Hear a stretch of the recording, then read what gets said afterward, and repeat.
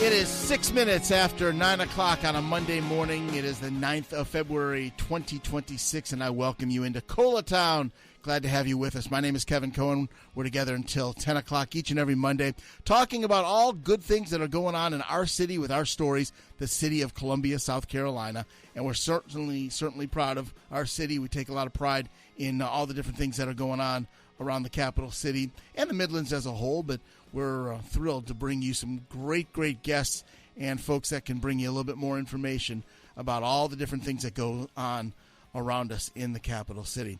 We're going to lead things off today with the guy that's been tabbed, hey, I want you to make this thing work and make it thrive and work perfectly with the brand new look for Finlay Park, which has just come out so beautiful, and we're so proud of it. John Katz is the program manager for Finlay Park, and he joins us now for Colatown.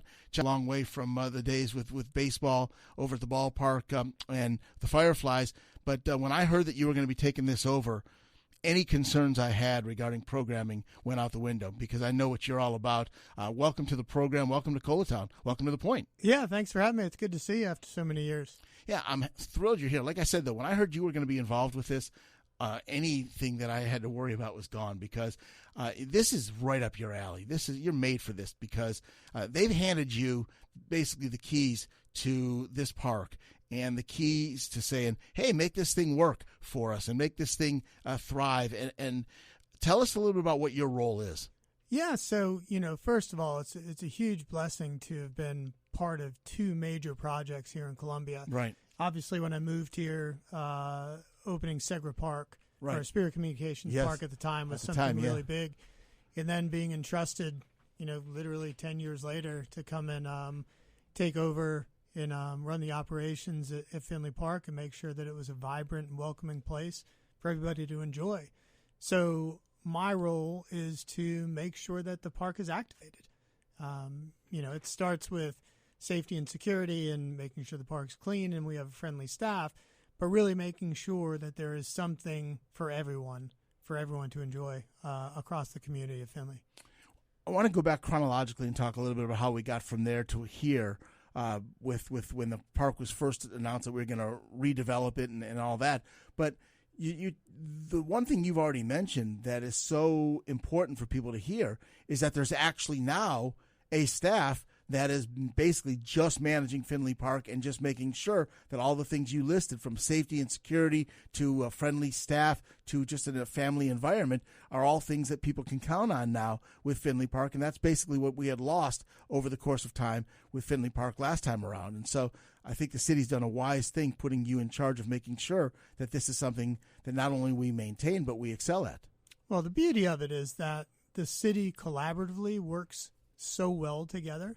So, even when you talk about the different levels of staffing that are in Finlay Park, from our park rangers to our maintenance team to our events team, you're talking about three different divisions that come together under the Finlay Park umbrella, sure, but have input from so many different brilliant people across Parks and Recreation and across the city. Well, let's go back, like I said, chronologically a little bit. So when this thing first was announced, we're going to pump several $1 million into redeveloping a park. There was controversy initially. Oh, why are we doing this again? And to me, it made total sense. I mean, it's basically the gateway into Columbia, and it used to be a showcase for the city of Columbia, and it became an eyesore. And so that made all the difference in the world if you could say, well, okay, but we want to do this, but we've got to make sure we do it right, the right people involved, and then we got to make sure once we get it, it's maintained properly. So let's go back chronologically.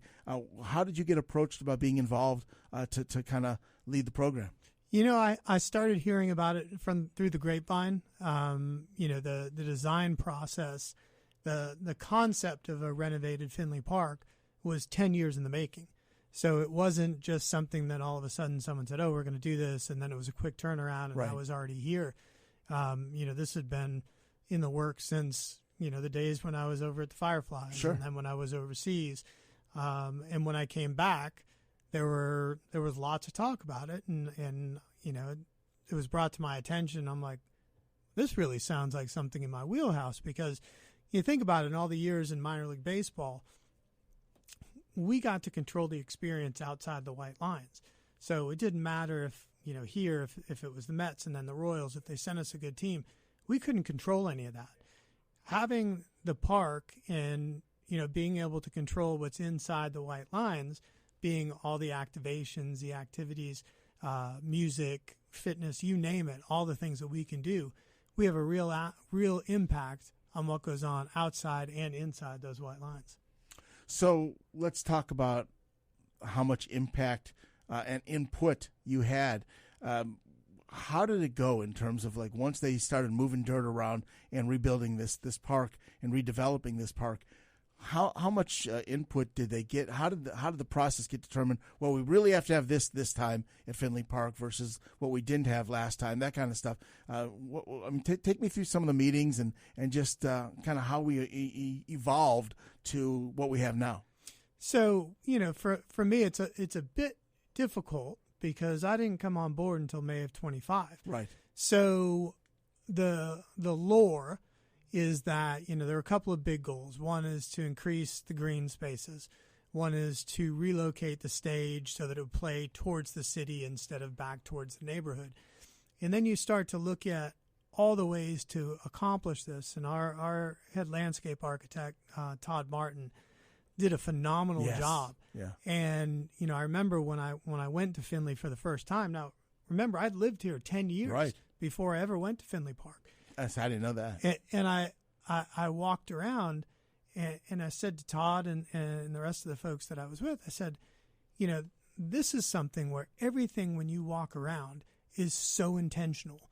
There's nothing that you just kind of come across and go, oh, that's out of place. Everything was so well thought out and well thought through that the entire 18-acre complex is really seamless, where you just flow from one space to the next, or I always like to call them different neighborhoods in the park, where you've got your kids' neighborhood, and then you've got your water features, and then you've got the Cascades and the strolling gardens and all these different places where you can kind of, find a little community that hangs out in those spaces. And to me, that's one of the things that makes Finlay Park so unique. Right. And really, even though it's just been open for a few months, you can see that it's going to become very much part of the fabric and the gateway to Columbia. Well, I think it's very exciting. I want in our second half of our visit, which is coming up in just a little bit, to kind of get a tour of each of those neighborhoods from you by way of radio. So you kind of walk us through the park, if you would. But just the reception so far has been so positive.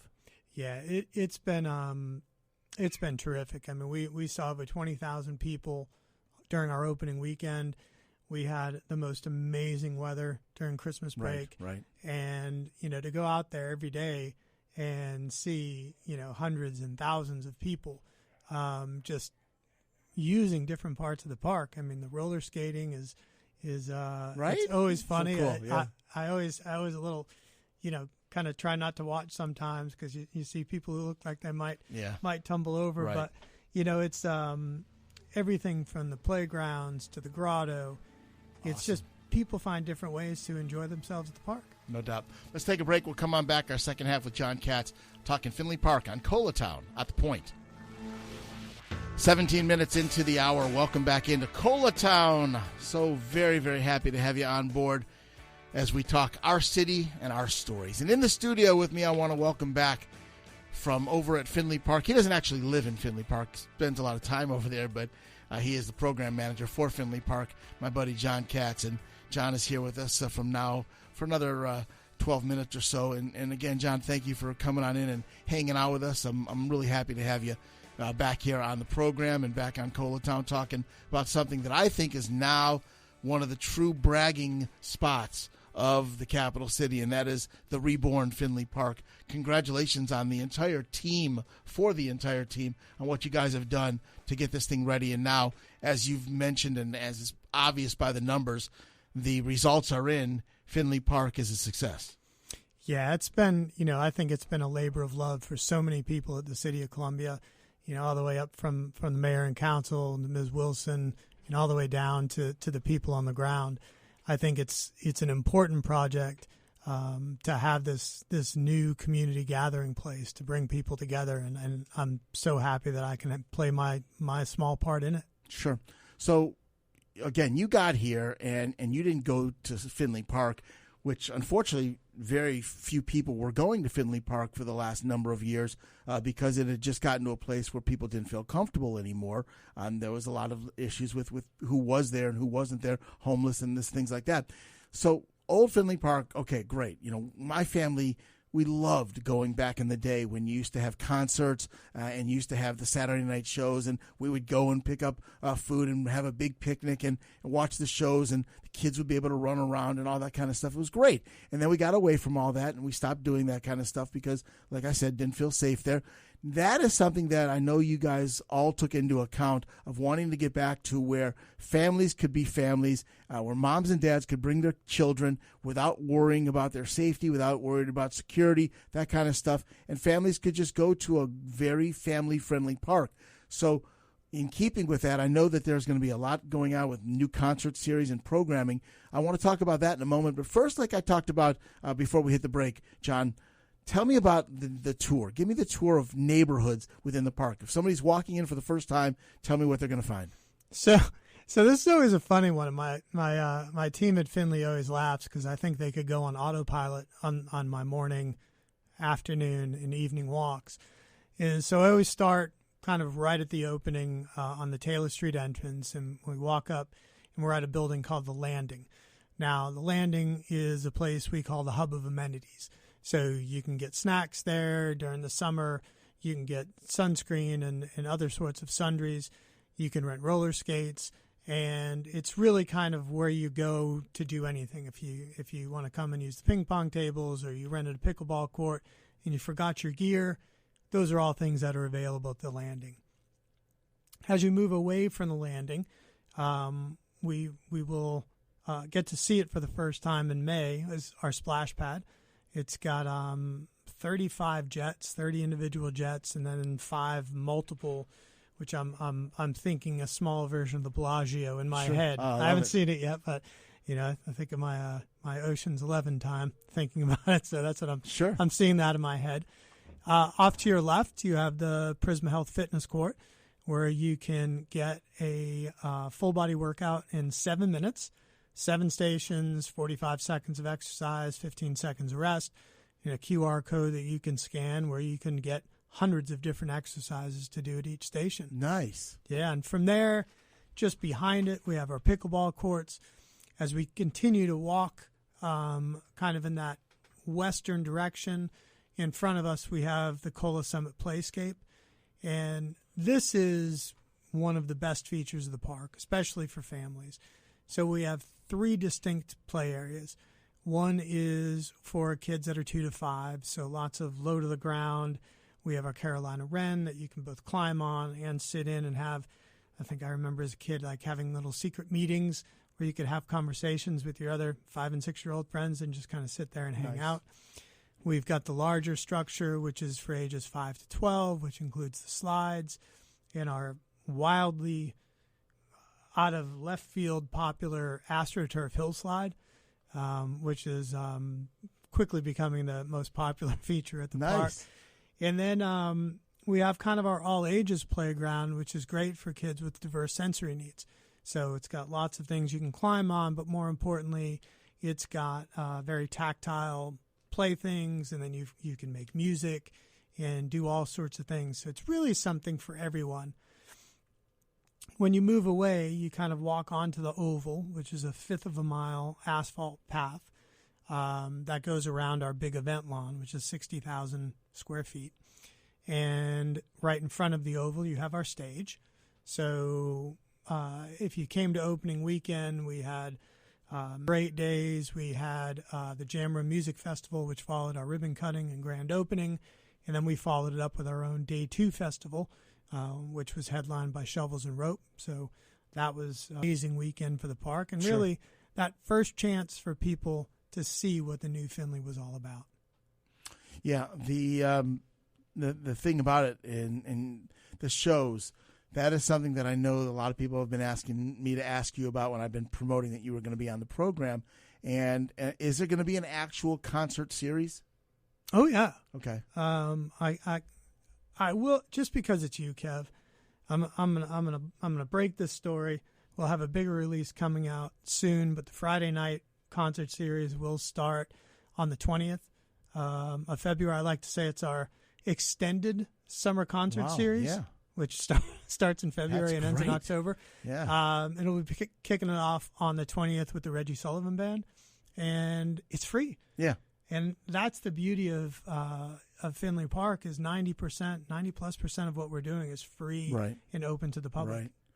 So these concerts, what do you envision in terms of, is this something where people, do you want them bringing blankets, chairs? How does that work? All of the things. Yeah. We'll have food trucks and beverages and stuff available for them. But yeah, we want people to come as they are. Bring a blanket, bring a chair. You're welcome to bring a soft-sided cooler, provided it has no alcohol in it. But we want people to come and enjoy and make this part of their kickoff to the weekend. Yeah. So this will be on Friday nights, and it'll get going, and again, open to the public, free, and you'll have all kinds of different bands that kind of one week it might appeal to someone who likes big band, and then another week it might be something who likes hip hop. I mean, it could be all kinds of different bands. Yeah, I mean that's the beauty of it. So our first concert is actually on Valentine's Day. So it's not part of our Friday night series because Valentine's Day is a Saturday. Right. It's Jazz Under the Stars with Cola Jazz. Right. So if you look through our first seven shows, you've got jazz, you've got brass, you've got R&B, you've got some rock and roll, you've got some alternative, and you've got some indie and Americana. So our Friday night music series is going to be appealing to a very wide audience, because we understand that, not one type of music is for everybody. Sure. And again, with Finlay Park being a place for all, we want to make sure we're appealing to everybody's diverse musical pleasures. Absolutely. So are most of the bands that you guys are going to bring in, are they local, or are they from South Carolina, or just the region, or what?